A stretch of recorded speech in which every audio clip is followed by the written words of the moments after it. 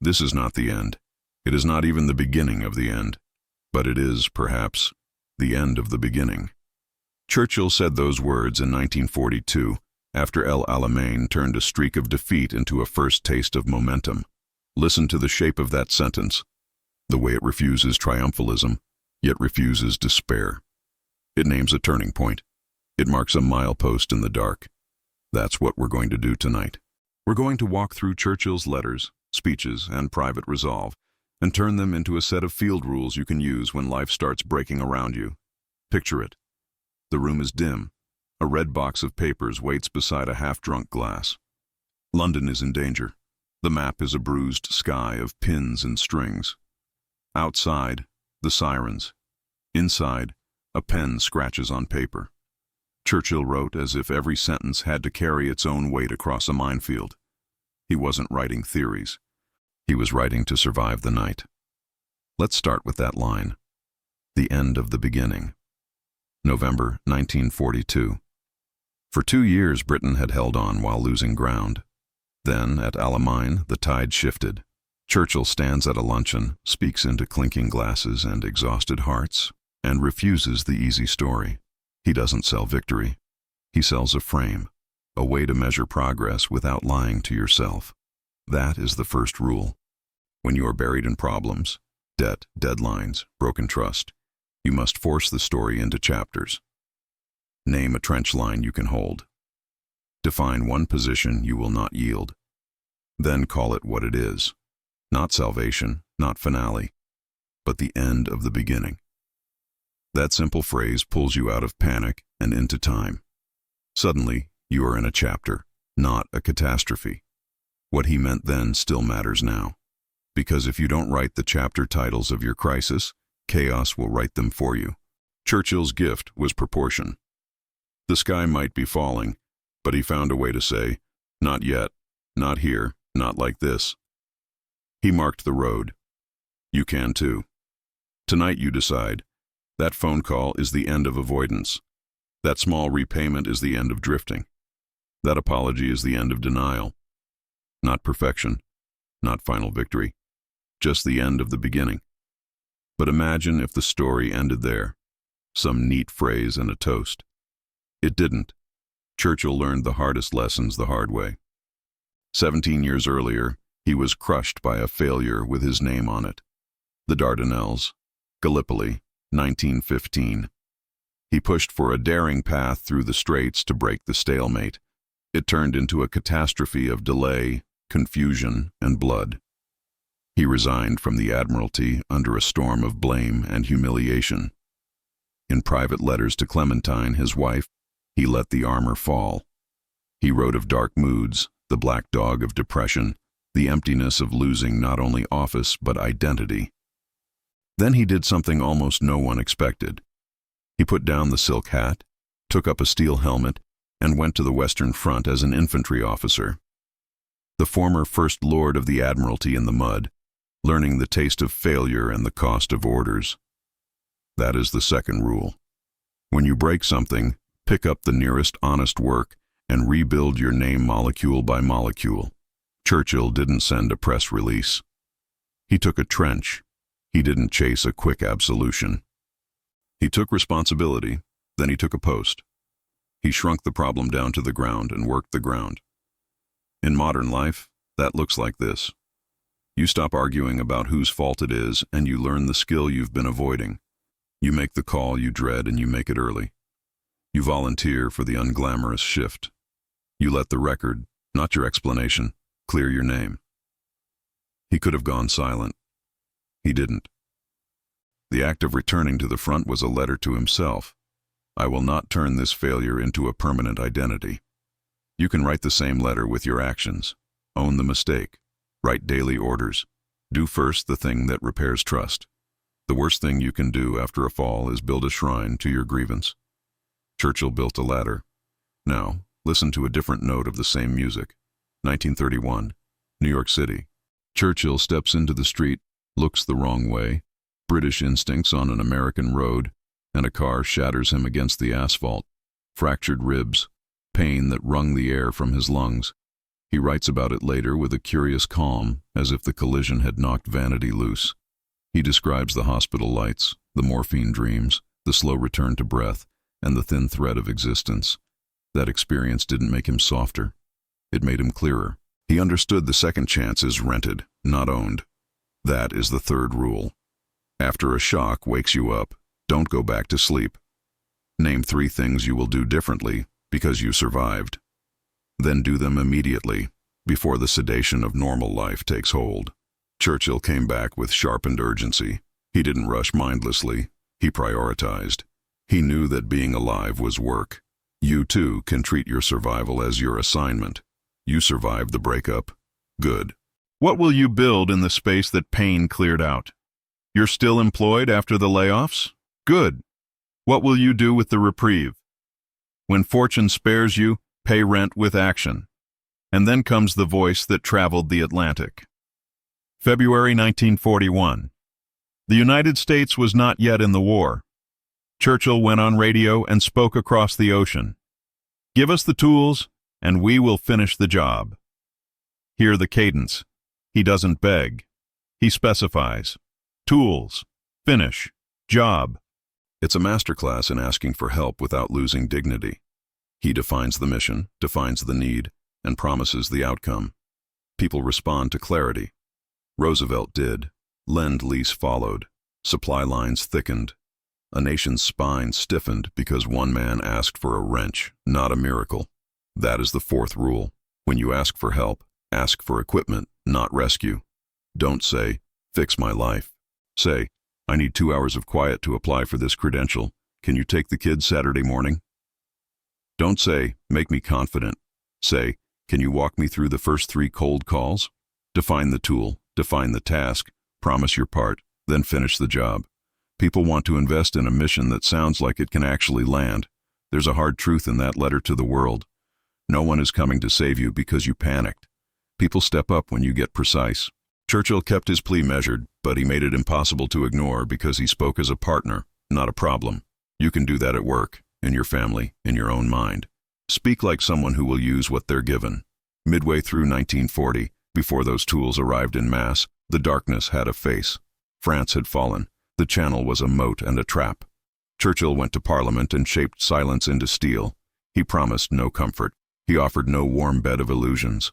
He said what needed saying and ended it with the line that wouldn't die. Let us therefore brace ourselves to our duties, and so bear ourselves, that if the British Empire and its Commonwealth last for 1,000 years, men will still say, this was their finest hour. He was not talking about glory. He was talking about posture. Brace yourself to your duties. In other words, take your position, tighten your frame, and do the next necessary thing well enough that the future will respect the way you carried yourself. That is the 5th rule. Aim your pride at conduct, not outcomes. You can't guarantee victory, but you can guarantee posture. You can make your room decent. You can keep your commitments. You can tell people the truth. That's posture. And the remarkable thing is, posture often changes outcomes. When you brace to your duty, the ground stops slipping so fast. You walk straighter. People trust you more. Momentum finds you because you stood where it could find you. Pause here, because I want to hear you. What is the one duty you're ready to brace for this week? The one task that, if done well, changes the slope of your situation? Tell me in the comments. And if these words are helping you hold the line, tap like and subscribe so we can keep building this discipline together. There was another moment when Churchill chose the harder sentence, the colder truth, to save what could still be saved. March 1946. Fulton, Missouri. The war is over, but the peace is brittle. He says, from Stettin in the Baltic to Trieste in the Adriatic, an iron curtain has descended across the continent. The phrase slammed into a world drunk on relief. He was accused of warmongering, of pessimism. But he wasn't predicting doom. He was naming a danger early enough to act. He used words as radar. He drew a line on the map before tanks would. He wanted the West to prepare while it still could. That is the 6th rule. Speak the unpleasant truth before it becomes unmanageable. In your life, that means you tell your partner about the bill you hid. You tell your friend that their habit is costing them jobs. You tell yourself that your deadline is not real unless it's on a calendar with consequences. Draw your iron curtain where it belongs, between you and the behavior that will wreck your house. If you say it early, you can still choose. If you say it late, the choice will be made for you. Churchill didn't live on slogans. He worked like a man who knew the night was longer than anyone admitted. He wrote memos at absurd hours with a red stamp command, "Action this day." But the actions were rarely dramatic. They were specific: coal output, convoy timing, shelter capacity. He stacked small, unglamorous wins until the day tilted. So consider this seventh rule: do not despise the small win. If the war is your week, coal is your email, convoy is your workout, shelter is your sleep. Handle them. Handle them now. The myth of the big moment is a thief. The big moment is made of small ones obeyed. But imagine you're tired of being strong. The black dog is at your heel. Churchill had those days. He wrote of waking with a weight on the chest, of hours where words were stubborn stones. He painted. He walked. He put the pain to work by giving his mind a disciplined toy: brush, canvas, lake, sky. The work was not escape, it was repair. He gave his nervous system a new groove. Eighth rule: when your mind spirals, give your hands a craft. A craft is a private rescue boat. It teaches you that concentration can be a place you enter on purpose, not a mood you wait for. You don't need talent. You need repeatable refuge. Churchill's refuge was painting. Yours can be cooking, woodwork, chess, code. In war and peace, minds need rooms with windows. Build one. And let's not miss a note from his letters during the wilderness years of the 1930s, when he warned about Germany while many rolled their eyes. He wrote, he spoke, he archived receipts, the times, the tonnage, the treaties. People said he was dramatic. He was patient. He wanted the record to outlast ridicule. When the storm finally broke, the file was ready. Ninth rule: build your receipts while you're ignored. If you believe something matters, keep a log. Track your training, your spending, your promises. Not to brag later, but to think clearly now. Records cut through fog. They give you a backbone when people say you're overreacting. And if you're wrong, a log will show you fast, saving you from doubling down. Do you see the pattern? Churchill's strength wasn't a roar, it was a system. Name turning points so you can keep walking. Own failure and rebuild with service. Treat survival as assignment. Ask for tools instead of rescue. Brace to duty, not drama. Speak the hard truth before it's too late. Respect small wins. Give your hands a craft. Keep receipts. That's not a motivational poster. That's the machinery of a life that can survive storms. Now, we circle back to the first voice you heard. The end of the beginning. The language of chapters is an act of mercy. Life isn't a single verdict. It's a campaign of days. Some days you'll hold. Some days you'll fall back. Your job is to write orders that fit the day you have, not the one you wish for. Churchill's letters to his cabinet were often only a few lines, but they did something sacred. They decided. Decide one thing tonight that brings order to your morning. Decide when you'll wake and what you'll do first. Decision is a shelter. If you feel too small for all this, good. He felt small too. He stood in rooms with maps that looked like autopsies and still found a way to say, "Give me one thing I can do today that makes tomorrow less dangerous." Say that with him. Give me the tool. I'll finish the job. Say it at your desk, in your kitchen, on your commute. The job is not to end the war tonight. The job is to deny chaos one more block of your street. And when the little wins start to stack, watch what happens. Confidence doesn't arrive like a parade. It creeps in. Your emails sound calmer. Your room is less loud. You stop saying always and never about yourself. You start saying so far and until now. That's Churchill energy. It's not magic, it's maintenance. But imagine a new crisis. You will have one. Another phone call, another accident, another loss. What will you do? You will do what he did. Break the story into chapters. Own what's yours. Ask for the right tools. Brace to your duty. Speak the hard truth early. And then when someone asks you later how you survived, you won't point to one speech or one moment. You'll point to the routine that didn't let you go under. I want to leave you with his voice, not mine. Hear it not as a museum piece, but as a private note slid under your door. There are days when the night expands and the room shrinks. Days you will not trust your strength. On those days, stand anyway. One task, one call, one step. Say to the darkness, this is not the end. If you must, make it smaller. This is not even the beginning of the end. Then do the smallest next thing and call it by its right name, the end of the beginning. If Churchill could advise you now, he would not flatter you. He would turn down the lamp, look you dead in the eye, and say, brace yourself to your duties. Not because you are a cog, but because duties are the handholds of a climbing wall.